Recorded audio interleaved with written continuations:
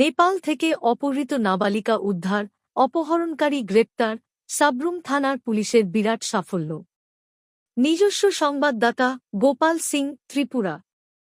দীর্ঘ ৩ সপ্তাহের নিরলস প্রচেষ্টার পর অবশেষে বিশাল সাফল্য অর্জন করল সাব্রুম থানার পুলিশ। গত ১৯ অক্টোবর সাব্রুম এলাকা থেকে এক নাবালিকা ছাত্রী রহস্যজনকভাবে নিখোঁজ হওয়ার ঘটনায় শুরু হয় ব্যাপক তল্লাশি ও তদন্ত। প্রযুক্তিগত নজরদারি ও মোবাইল লোকেশন ট্র্যাকিংয়ের মাধ্যমে পুলিশ জানতে পারে যে নাবালিকাকে সীমান্ত পেরিয়ে অবৈধভাবে নেপালে নিয়ে যাওয়া হয়েছে। পরবর্তীতে পুলিশের সক্রিয় তৎপরতায় নেপালের ডং জেলার তুলসীপুর গ্রামে অপহরণকারীর সৎমায়ের হেফাজত থেকে নাবালিকাকে উদ্ধার করা হয়। গত ৯ নভেম্বর বিমানে করে তাকে নিরাপদে সাব্রুমে ফিরিয়ে আনে পুলিশ। অন্যদিকে অভিযুক্ত কৃষ্ণ ঠাকুর, ৩৫, অসমের কোকরাঝাড় জেলার বাসিন্দা, তাকে ১০ নভেম্বর মোবাইল লোকেশন ট্র্যাকের মাধ্যমে গ্রেপ্তার করে সাব্রুম থানার পুলিশ। মহকুমা পুলিশ আধিকারিক নিত্যানন্দ সরকার জানান, এই অভিযানে জেলা পুলিশ সুপার মরিয়া কৃষ্ণা, এসপি আইপিএস বিশাল কুমার, ওসি অপু দাস এবং গোটা তদন্ত দল একযোগে গুরুত্বপূর্ণ ভূমিকা পালন করেছেন। পুলিশ সূত্রে জানা গেছে, অভিযুক্তের বিরুদ্ধে পক্সো আইন অনুযায়ী মামলা রুজু করা হয়েছে এবং গোটা ঘটনার তদন্ত অব্যাহত রয়েছে।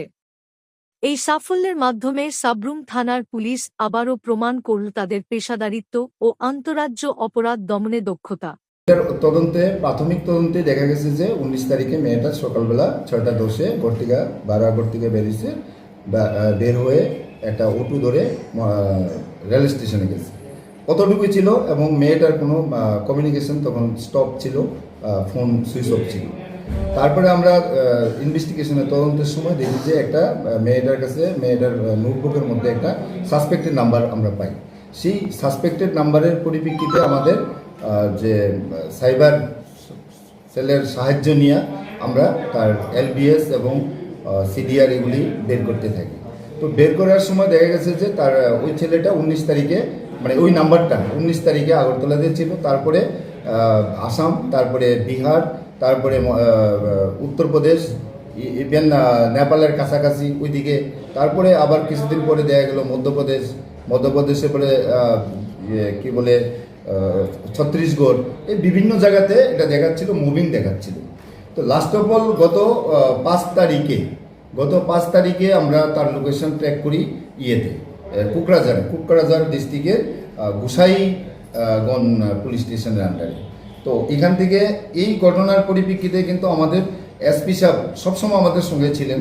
এসপি সাহেব প্লাস ওইখানে অ্যাডিশনাল এসপি, তারপরে আমাদের ডিস্ট্রিক্টে একজন এএসপি ছিলেন বিশাল কুমার, ওনারাও কিন্তু আমাদেরকে সবসময় মনিটর করছেন এবং কমিউনিকেশনে সম্পূর্ণ সাহায্য আমাদের করছেন এবং মনিটরে আমরা ওইখানে তাকে ডিটেন করতে পারি।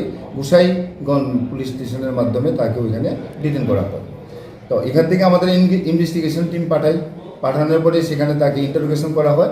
ইন্টারোগেশনে ওই ছেলেটা তখন স্বীকার করে যে সেই এই যে মিসিং নাবালিকা মেয়েটাকে সে নিয়ে গিয়েছিল ১৯ তারিখে এবং সে বলছিল যে তাকে নাকি নেপালে তার স্টেপ মাদার আছে, ওইখানে তার ভাই বোন আছে, ওইখানে রেখেছে। তো আমরা যে কোনোভাবেই তাকে আমরা নেপাল থেকে ওই মেয়েটাকে ওইখান থেকে আমরা উদ্ধার করে তারপরে গত ৯/১১/২০২৫ তারিখ আমরা আমাদের সাব্রুমে মেয়েটাকে নিয়ে আসতে পারি। আর ছেলেটাকে আমরা ওইখানে ট্রানজিট ওয়ারেন্ট করে তারপরে আমাদের এখানে নিয়ে আসছি। এখন আমাদের কাস্টডিতে আছে, ইন্টারোগেশন আজকে তাকে কোর্টে প্রডিউস করা হবে। তো সেই ক্ষেত্রে এই যে আমাদের পুলিশের যে ওয়ার্ক এবং টিম ওয়ার্ক ছিল, সেখানে এসপি সাহেব টাইম টু টাইম আমাদেরকে মনিটর করেছেন, অ্যাডিশনাল এসপি এবং এএসপি বিশাল কুমার সাহেব মনিটর করেছেন, আমিও সঙ্গে ছিলাম, আমি এবং ওসি সাহেব বা ইনভেস্টিগেটিং অফিসার যিনি ছিলেন।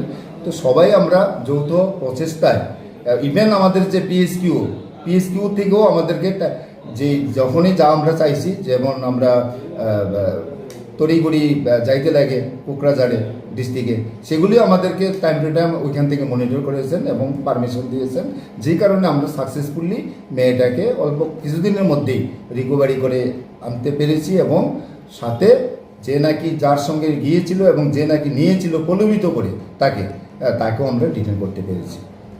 এখন পর্যন্ত গত 19 তারিখ আমাদের বৈষ্ণবপুরের তরুণী সেন ত্রিপুরার নাবালিকা মেয়ে ক্লাস 12-এ পড়তো বৈষ্ণবপুর স্কুলে, আমাদের সাবরুমে ভাড়া থাকতো। তো 19 তারিখ থেকে মেয়েটা মিসিং।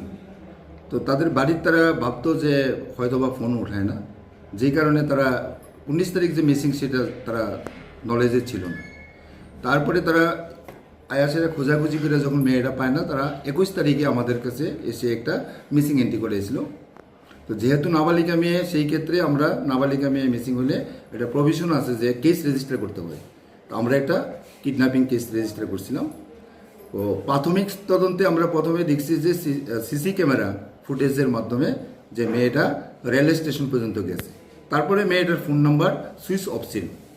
আমাদের তদন্তকারী অফিসার যারা এখানে ছিলেন, ওসি সাহেব সবাই মিলে আমরা একটা কমিটি বানিয়ে এটার তদন্ত আমরা শুরু করি। তো সেখানে আমরা একটা সাসপেক্টেড ফোন নাম্বার পেয়েছিলাম। তো ওই সাসপেক্টেড যে ফোন নাম্বারটা পেয়েছি, সেই ফোন নাম্বারে ধরে ধরে আমরা সায়েন্টিফিক যে সিস্টেম আমাদের বিভিন্ন এই যে সাইবারের যে সিস্টেম আছে, ওই সিস্টেমে আমরা এলবিএস বা সিডিআর এগুলি কালেক্ট করে করে আমরা শুরু করি ইনভেস্টিগেশন। কিন্তু ওই যে নাম্বারটা ছিল, ওই নাম্বারটা সারা ভারতবর্ষেই প্রায় মধ্যপ্রদেশ, উত্তরপ্রদেশ, হরিয়ানা, কখনো কি বলে আসাম, বিভিন্ন জায়গাতে এটা মুভিং পজিশনে ছিল, যেই কারণে আমাদের তাকে আমরা ট্র্যাক করতে পারিনি। তো লাস্ট অফ অল গত কত তারিখে ছিল ইয়েতে কোকরাঝাড়ে কত তারিখ ছিল যদি ডেটটা, কোকরাঝাড়ের পুরাকাটটা এখন ডিলে করে লাভ নেই।